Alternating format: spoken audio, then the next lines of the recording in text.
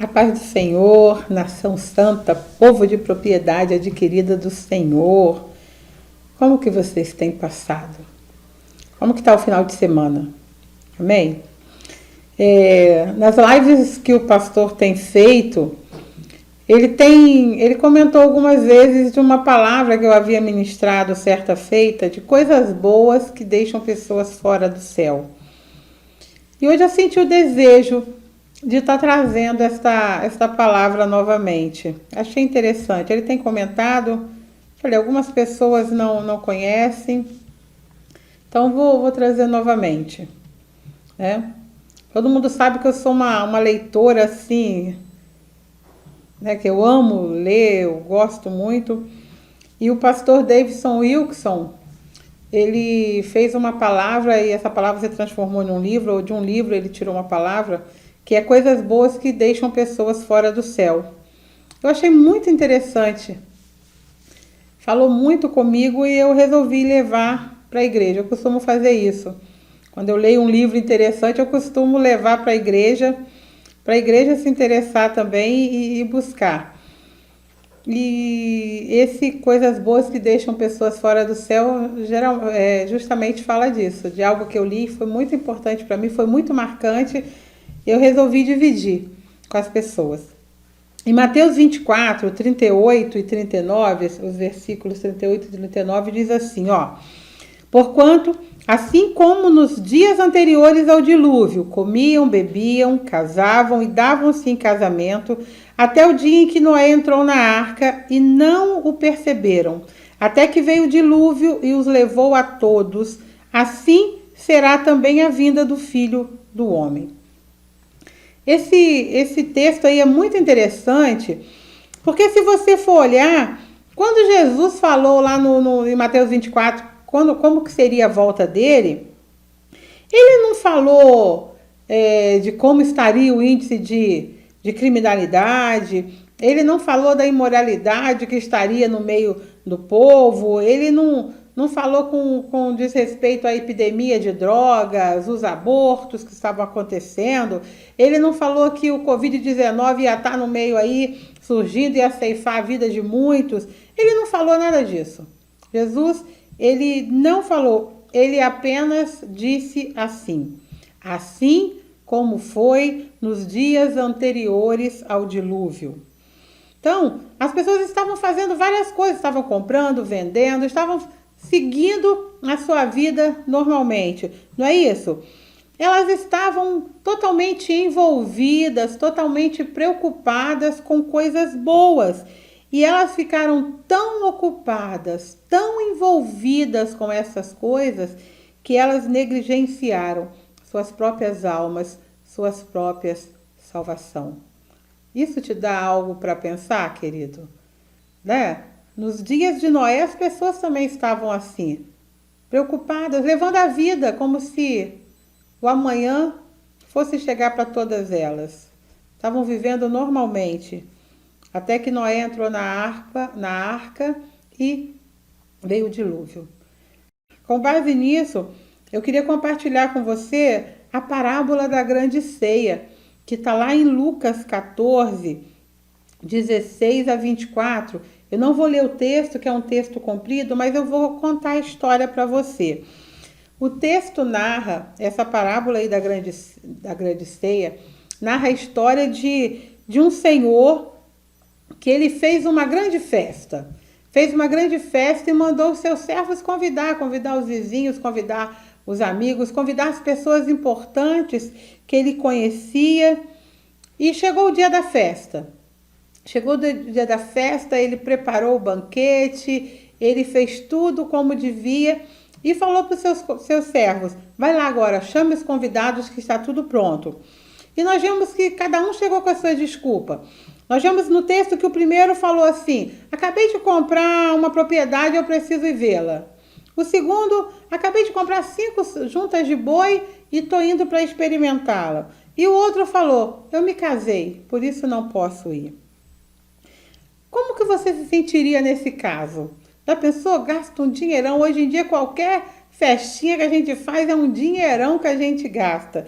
Então imagina esse senhor, esse homem que preparou uma grande festa, estava com tudo arrumado e um a um os seus convidados deram a desculpa. Cada um com suas desculpas mais diferentes do que a outra. Mas, pastora Sandra, não existe pecado em comprar terra, em comprar bois, em casar. Qual foi o pecado deles? Por que isso ficou tão marcado? Eu queria falar para você que a questão aqui não é essa. Não é o que eles estavam fazendo, não é o que eles estavam adquirindo. Eles estavam levando a vida, eles estavam seguindo a vida normalmente. Pelo que parece aqui, estavam prosperando. Olha, comprei uma propriedade, comprei 5 juntas de boi, me casei. Tudo isso precisa estar com uma certa prosperidade na vida. A gente precisa ter condições para estar fazendo esse tipo de coisa. Mas a questão aqui que marcou foi que eles abriram mão de um momento de comunhão. Uma pessoa os convidou para algo importante e eles abriram mão desses momentos de comunhão. Hoje nós passamos situações, né, que nós queremos estar junto, nós queremos estar conversando, queremos ir fazer visita na casa um do outro e estamos presos, não podemos. E essas pessoas tiveram oportunidade e abriram mão disso. E é exatamente isso que tem acontecido hoje em dia. As pessoas, elas estão buscando todas as coisas antes de procurar a comunhão com Deus. As pessoas têm abrido mão de estar tirando o seu tempo com Deus, né? Buscamos primeiro a nossa prosperidade, a nossa fortuna, e se sobrar tempo, a gente tem um tempinho para Deus. A gente tira um tempinho para ir para a igreja. Então, qual foi o pecado desses 3 homens? Fala para mim aí, pastora Sandra, nessa parábola aí que ficou tão marcada lá em Mateus, em Lucas 14, qual foi o pecado desses 3 homens? Eles colocaram de lado um convite muito importante. Pensa bem, imagina se o presidente convidasse você para fazer uma visita lá no Alvorada, lá, como que seria para você? Né? Foi isso que aconteceu. Então, não me entenda mal, não houve pecado em si em eles estarem fazendo essas coisas, em estar trabalhando, adquirindo riqueza, buscando o andamento da vida, é vida que segue, né? Não havia pecado nisso, mas essas coisas que eles estavam fazendo, que eles usaram de desculpa, se tornaram pecaminosas, se tornaram imperdoáveis à medida que elas roubaram o tempo de estar com Deus, o tempo de estar na presença do Senhor. Se você for acompanhar comigo na Bíblia, for viajar um pouquinho comigo na Bíblia, lá em Mateus capítulo 22, do 1 ao 14, conta uma outra história, uma história de um pai de família que fez o banquete de casamento para um banquete do grande rei, né? Ele fez esse banquete, enviou os convites, né? Era um banquete de casamento do seu filho, lá em Mateus 22. E contra todas as expectativas que ele tinha, ele preparou tudo do melhor, mandou matar o bezerro, preparou tudo, estava linda a festa. Mas cada um dos convidados também desdenharam, não quiseram, deram desculpa. Outros maltrataram e mataram os servos que ele mandou avisar que a festa estava pronta. E aquele rei ficou indignado. E ele diz para os seus servos, assim, os outros servos, vai pelo caminho, busquem todos, busquem os aleijados, busquem os cegos, busquem os enfermos, os doentes, convide a todos, encontrem, busquem todos que vocês encontrarem pelo caminho. Foi essa a questão que ele falou para o seu servo. Todos que você encontrar pelo caminho, convide. Eu quero a minha casa cheia. Eu quero que a festa, que o banquete para o meu filho seja lindo, a casa esteja cheia, tenha muitas pessoas para se alegrar com ele. Essa era a expectativa. O rei ainda fala assim: nenhum daqueles outros que foi convidado não era digno de estar no banquete. E um detalhe que eu acho muito lindo que a Bíblia fala, quando ele fala assim, caminhos. O rei falou assim, ó, vai pelos caminhos. Eu e você, querido, se você parar para analisar a sua vida, quando nós tivemos o nosso encontro com Deus, o nosso encontro com Jesus, cada um de nós estava trilhando caminhos diferentes, caminhos diversos. Um estava por um caminho, pode ter sido um caminho florido, um caminho sem grandes acontecimentos desastrosos ou dolorosos. Outros estavam por caminhos que não gostariam nem de lembrar, né? Nem de pensar, nem de imaginar voltar para aquele caminho. Mas o importante é que nós fomos encontrados pelo servo do rei. Nós fomos encontrados por esse Espírito da verdade, esse ser que foi querendo encontrar todos, não importava quem era. Agora ele não estava mais procurando pessoas importantes, pessoas de renome. O Senhor falou, eu quero todos, aleijados, coxos, cegos, enfermos, tragam todos. Eu quero a minha casa cheia. E diz que quando nós nos abrimos para este convite, querido, todas as nossas mazelas, todas as nossas dores, todas as nossas enfermidades foram curadas, porque nós nos sentimos valorizados pelo Rei, né?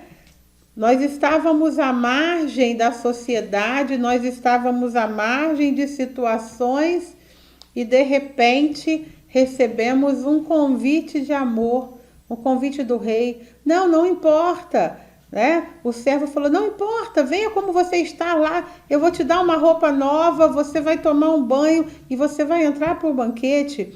É isso que o Evangelho faz. O Evangelho, ele dá um sentido novo, tanto para bons como para maus. Eu não sei o que você fez na sua vida, eu não sei que bagagem você carrega, mas a verdade é que o Evangelho, a cruz de Cristo, nos dá um novo sentido. O Senhor morreu para perdoar os nossos pecados e nos dá esperança de uma vida diferente, esperança de uma vida nova. Esta é a mensagem que Cristo deixou para nós, a esperança. Então, nós vemos aí que os convidados, então, eles chegam naquela festa, bastante pessoas, muitas pessoas. E nós vemos que antigamente havia várias partes. E chegou a hora do banquete, todos os convidados foram transferidos para a sala do banquete. E todos na sala do banquete, o rei chega e vai verificar se está tudo certo, se está tudo dentro dos conformes. E ele, ao longe, ele observa uma pessoa, mas ela não estava vestida com as vestes nupciais. Ela estava de qualquer jeito. E ele chega para aquela pessoa e pergunta assim, amigo, como que você entrou aqui não tendo a veste nupcial? E a gente vê que aquela pessoa, ela ficou muda, ela emudeceu. E a pergunta que nós fazemos para ele é assim, o que aconteceu com a roupa que você ganhou? Aquele servo entregou roupas novas, roupas limpas, roupas de festa para cada um dos convidados. O que aconteceu? Não poderia participar da festa sem revestimento, né? Não poderia participar da festa de qualquer jeito. E é exatamente isso que tem acontecido hoje em dia. As pessoas querem participar do banquete, mas não querem trocar as vestes. É muito interessante. Quando aquele senhor fala assim, amigo, como que você entrou aqui? Isso nos deixa entender algo muito importante. Ninguém pode entrar no banquete, nas bodas do Cordeiro, se não for convidado e não ter as vestes nupciais. Esse era o critério do Senhor. Todos têm que estar lindos, limpos, preparados O banquete do meu filho tem que estar tudo perfeito. Não é isso o sonho dos pais quando é o casamento dos filhos? Tem que estar tudo perfeito, é um sonho. Mas a vestimenta é algo que distinguia muito. Porque tem a vestimenta que você anda na rua toda empoeirada, toda suja, porque naquele tempo era a pé que se andava. Então aquelas vestimentas sujas. E o penetra ele não tinha. E ele não tinha nem o que falar. O que eu vou falar? Fiquei mudo, não tenho o que falar. Assim vai ser no grande dia. Nas bodas do Cordeiro. Você não vai ter uma resposta convincente para dar, para justificar a sua negligência, a sua negação ao convite de amor. Então, é impossível participar da Igreja de Jesus Cristo sem optar pelas vestes brancas de santificação e regeneração. Todos são chamados a receberem essas vestes nupciais, mas poucos escolhem vesti-las. Todos são chamados a receberem vestes nupciais, mas poucos escolhem vesti-las. Presta atenção em algo muito interessante. Muitas pessoas, elas consideram os seus trapos de imundície mais confortável. É isso mesmo, querido. Quando nós estamos sem Cristo, nós temos as nossas vestes, os nossos trapos de imundícies, as nossas vestes de pecadores. Essa é a verdade. E quando nós recebemos a Jesus Cristo, nós trocamos literalmente essas vestes por vestes de santidade. Mas muitas pessoas preferem as vestes antigas, porque ela já se amoldou ao nosso corpo, né? A nossa roupa do caminho já está toda amoldada a nós, ela é mais confortável, né? Quantas pessoas, né, eu costumo brincar assim, muitas pessoas dizem, quantas pessoas têm a sua veste de mendigo? Aquela roupa velha que você gosta de ficar em casa. E muitas pessoas na igreja, ela tem as suas vestes de imundícia que não quer tirar, não querem botar vestes nupciais. Eu achei algo muito interessante que Moody fala a respeito da escolha. Eu gostaria que você prestasse bastante atenção no que ele diz. Olha, ele fala assim, ó: os que são chamados e não aceitam a Cristo morrerão nos seus pecados, mas os que são chamados e recebem a Jesus tornam-se a sua escolha e fazem parte dos convidados na alegria da festa que acontecerá na casa do rei. Os escolhidos de Deus são aqueles que receberam o seu Filho como Salvador e foram justificados por ele. Esses são os benditos, eleitos nele antes da fundação do mundo. Você entende isso? Que a sua escolha diz totalmente quem você é. Quando você faz a escolha, você se veste da sua escolha. Aí você toma posse da sua veste nupcial. Lá em Mateus 22:4 diz assim, ó: dizei aos convidados, eis que tenho o meu jantar preparado. Os meus bois e cevados já foram mortos e tudo já está pronto. Vinde às bodas. Mas nós vemos que nesse texto aí, nessa parábola, as pessoas estavam muito ocupadas com o seu dia a dia. Elas estavam literalmente, não tinha tempo para outras coisas. Elas estavam... É vida que segue. A gente escuta muito isso, né? É vida que segue, eu tenho que trabalhar, eu preciso fazer. Isso não é pecado. Jamais eu vou dizer para você que o seu trabalho é pecado. Não, o seu trabalho não é pecado, o seu trabalho é bênção de Deus. Mas nessa parábola da ceia, as pessoas estavam tão envolvidas com os seus afazeres do dia a dia, que elas abriram mão de algo muito importante. Elas abriram mão da presença de Deus, da comunhão constante de Deus. Então, trabalhar, sustentar sua família, casar, isso é bênção, é coisa ótima, maravilhosa. Mas você precisa tomar cuidado para ela não te afastar de Deus. A Bíblia diz assim, lá em Mateus 6:33, mas buscai primeiro o teu reino e a sua justiça, e todas as demais coisas vos serão acrescentadas. Essa é a palavra que o próprio Jesus falou para nós, deixou para nós, não como uma sugestão, mas sim como assim, eu vou te dar um toque, né? Não vou falar assim, foi uma ordem. Ele deu um toque. Jesus não nos obriga. Nós obedecemos porque amamos. Então ele fala assim, ó, vou te dar um toque, ó. Busque as coisas do reino em primeiro lugar, que as outras demais coisas vão ser acrescentadas naturalmente. Você não precisa ficar preocupado com o que você precisa fazer. Os Salmos lá diz que o Senhor dá o alimento enquanto nós dormimos. Ao que os amam, Ele dá enquanto dormem. Né? Então a gente não precisa ficar preocupado com essas coisas. São importantes? São muito importantes.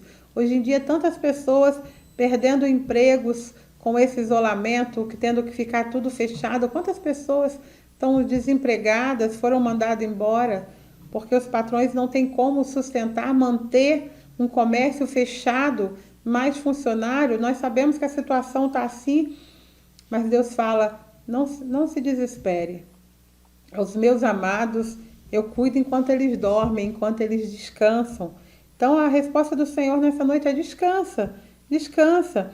Então, acredite ou não, muitas pessoas estão muito envolvidas com as coisas. Muitas pessoas estão envolvidas consigo mesma. O pastor costuma falar assim, elas estão olhando para o seu próprio umbigo. Estão erradas em estar trabalhando, em estar correndo atrás? Não. Mas elas se tornam erradas quando elas quando elas negligenciam a parte principal, que é a parte de buscar em primeiro lugar o reino e a justiça. Nós sabemos que tem muitas pessoas.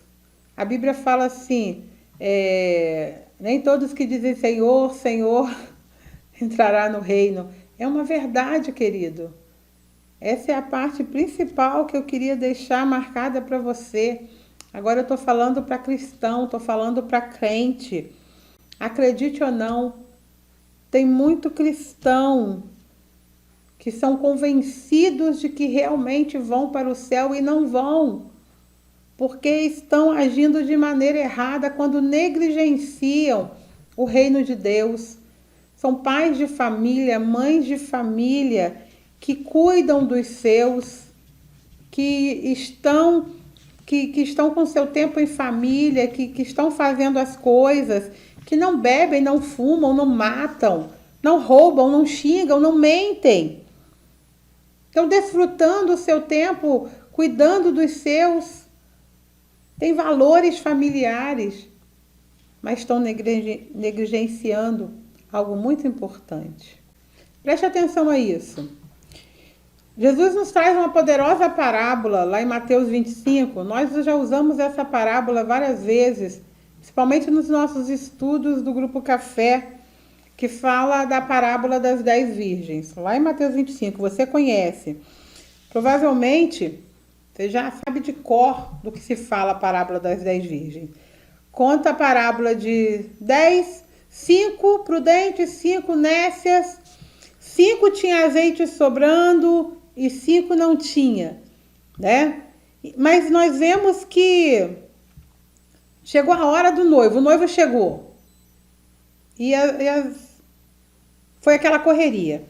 Mas nós vemos aqui que essa parábola das virgens, nós sabemos que essas 10 virgens representam a igreja de Jesus Cristo. Não é isso? Não é isso que você aprendeu? As 10 virgens representam a igreja. Eu não tenho problema nenhum em relação a isso. Acho que você também não, né? E nós sabemos que todas as 10, tanto as prudentes como as nécias, ou as loucas em algumas versões, elas adormeceram até a meia-noite. Normal. As 10 tiveram sono. Mas só que nós sabemos que as prudentes, elas foram dormir tranquilas, elas estavam tranquilas, porque elas sabiam que o seu azeite ia durar até amanhã. Elas tinham azeite suficiente. Então nós vemos que as nécias não, foi aquela correria, Jesus Jesus voltou, as prudentes subiram, as nécias não estavam lá, tinha corrido para comprar azeite. E depois dessa correria toda, o noivo tá lá, voltou, levou as outras e chegam as nécias, desesperadas, com um azeite reabastecido. Quero que você preste atenção nisso, né? Algumas pessoas falam que o azeite é o Espírito Santo. Eu não vou entrar nessa parte, não. Mas nós vemos que essas nécias saíram correndo para buscar mais azeite, porque as prudentes não tinham suficiente para compartilhar com elas. Elas só tinham para si mesma. E elas batem na porta. Batem na porta e o noivo atendeu. O noivo ainda estava ali e atenderam. Preste atenção, algo muito interessante que acontece. Olha o que o noivo disse. Se você prestar atenção, o noivo não perguntou assim: e aí, o que aconteceu? Cadê o azeite de vocês? Por que vocês estão atrasados? Eu já cheguei aqui, mais de meia hora, vocês não estavam aqui. Ele não mencionou: olha só como é que vocês estão toda suada, olha a roupa de vocês, tudo suja. Ele não citou isso. No texto, ele diz simplesmente isto: em verdade vos digo que não vos conheço. Não conheço vocês. Pensa aí. Já pensou? Não conheço vocês. Olha, nós sabemos que Jesus Cristo, ele é onisciente, não é? Ele sabe de todas as coisas. Então ele sabe quem sou eu, quem é você. Ele sabe quem é o pecador, quem é o que luta contra o pecado para se manter firme. Então não é sobre esse conhecimento que o texto está falando aí. Não é esse conhecimento. O conhecimento que essa parábola aqui nos ensina é a respeito de algo assim muito interessante. Jesus, vou parafrasear a minha interpretação, o que Jesus quis dizer quando ele disse: não conheço vocês. Jesus estava dizendo assim, você nunca me levou a sério. Você jamais colocou a mim em primeiro lugar na sua vida. E não é assim que as minhas núpcias são feitas. O seu coração não está presente nesse relacionamento. Né? Quantos casais aí gostam de discutir relação? Geralmente é a mulher que sempre fala: você não está aqui, você não me ouve. Então Jesus estava falando isso nesta hora. O seu coração não estava presente nesse relacionamento. Você me negligenciou. Eu não posso reconhecer o seu espírito, o seu modo de andar. Eu não posso admiti-lo como participante das minhas bodas. Não é forte isso? Olha, quem é você quando você não está na igreja? Quem é você quando você está em casa, no seu lugar secreto? Você tem um lugar secreto na sua casa? Um local que você tem para ser você e o seu noivo, você e o seu Deus? É aí que realmente você se revela quem você é. Nós temos a péssima decisão, a péssima de usar máscaras no nosso dia a dia. Na igreja nós somos um tipo de pessoa, no trabalho nós somos outra, mas quando a gente entra no nosso lugar secreto, nós nos despimos de qualquer coisa. Nós nos despimos das nossas máscaras, nós nos despimos dos nossos trapos de imundícia, e o Senhor nos vê como realmente nós somos. E é esse não vos conheço que Jesus estava falando para aquelas nécias. Você não teve essa intimidade comigo. Eu não tive intimidade com você no seu lugar secreto. Você não tem um lugar secreto onde podemos nos encontrar. Não é forte? Quando eu estava meditando nessa palavra, o Senhor me trouxe um texto ao meu coração, lá em João 6,60. Você sabe o que está escrito nesse texto? Porque foi o que eu senti no meu coração. Esse texto está dizendo assim, ao ouvirem isso, muitos dos seus discípulos disseram: duro é esse discurso, dura é esta palavra, quem conseguirá ouvi-la? Falei, Senhor, é muito forte isso. Porque é o que a gente vai ouvir se a gente não tiver realmente. Nesta hora é isso, amigo. Como você entrou aqui se você não está com as vestes nupcial? Você vai ficar mudo? Você vai ficar sem palavra? Não é? Lembrem lá da história de Marta e Maria. Eu gosto muito de falar da história de Marta e Maria. A história conta que Jesus foi para a casa de Marta e Maria. Marta ficou super feliz, mas ela começou a se envolver com todos os afazeres. Tenho que arrumar casa, tenho que fazer comida, tenho que servir a todos que estão acompanhando Jesus, eu tenho que servir ao Senhor. Maria não, Maria se assentou aos pés do mestre e foi ouvir tudo que ele tinha para falar. E quando Marta foi reclamar, o que Jesus falou para ela? Marta, você anda tão, Marta, atarefada, tão assoberbada com tantas coisas, mas uma só importa. E Maria escolheu essa coisa que importa. Então, Jesus está nos dando ali a dica.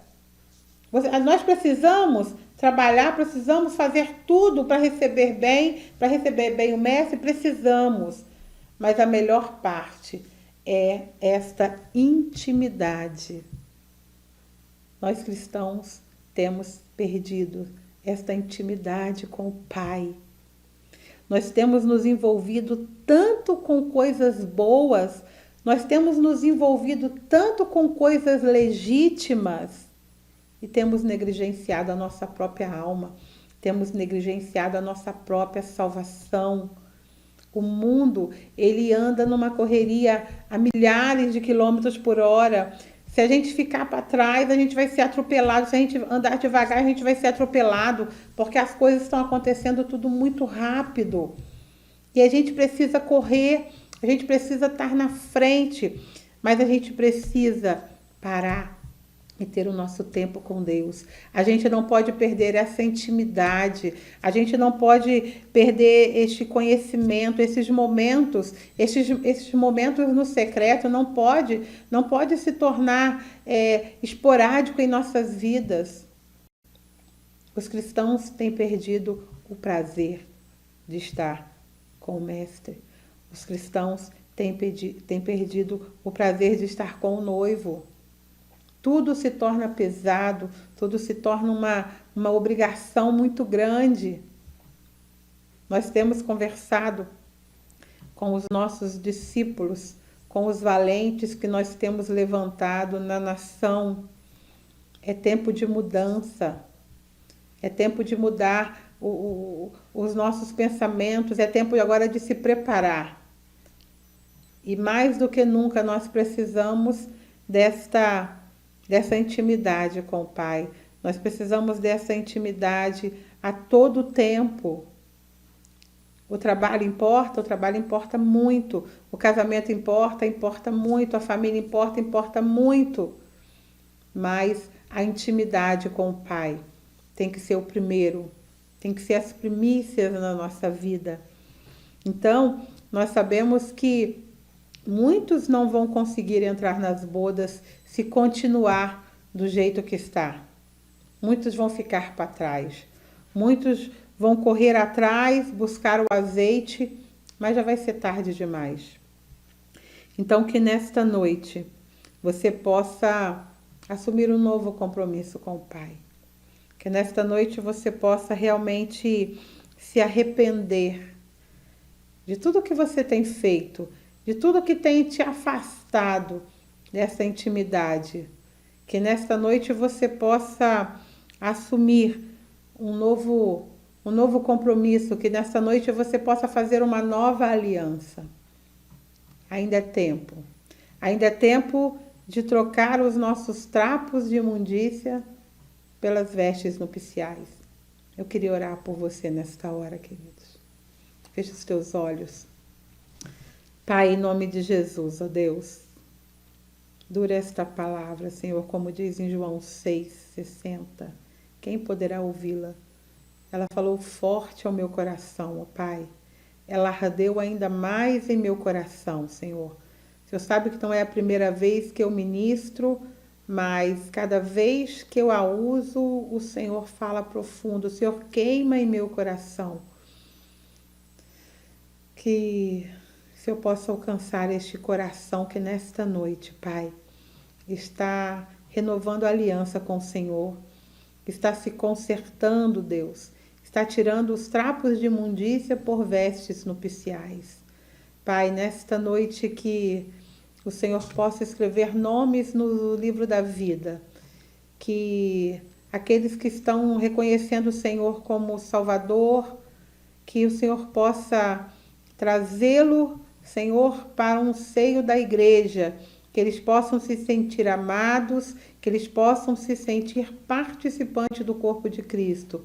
Deus, em nome de Jesus, ó Pai, toma a tua igreja em tuas mãos, Senhor. Sabemos que é tempo, Senhor, de despertamento, é tempo de mudança, Senhor Deus amado. E nós queremos nesta noite abraçar a mudança que o Senhor tem para nós. Toma essa vida em tuas mãos, Senhor Deus amado. Sustenta com a destra da tua justiça. Nós te pedimos em nome do teu Filho amado Jesus. Amém, ó Deus. Que essa palavra falou ao teu coração, querido. Manda uma mensagem para nós. Fala alguma coisa. E se você estava afastado do caminho do Senhor, não é tempo de se afastar da casa do Pai, não. Busque uma igreja próxima a você, se você não for aqui da cidade. Se você for daqui da nossa cidade, entre em contato com a gente. Quando estivermos com as portas abertas, vem fazer uma visita. Nós estaremos de braços abertos para recebê-lo, para recebê-la. Amém? E aparece no nosso canal Nação 400. Se inscreve se você não é inscrito, tá bom? Vem fazer parte desse grupo aí, para que a palavra do Senhor siga adiante, tá? Indique para um amigo que você sabe que precisa desta palavra, não como julgamento, mas que precisa ser fortalecido. Indique esta palavra para um amigo, compartilha com mais alguém, seja um missionário nesta hora, levando a palavra a outros ouvidos. Amém? Que Deus te abençoe. Eu sou a pastora Sandra e conto com você, tá bom? Para as nossas lives aí. Que Deus te abençoe. Tenha uma semana abençoada. Eu te abençoo em nome de Jesus. Amém.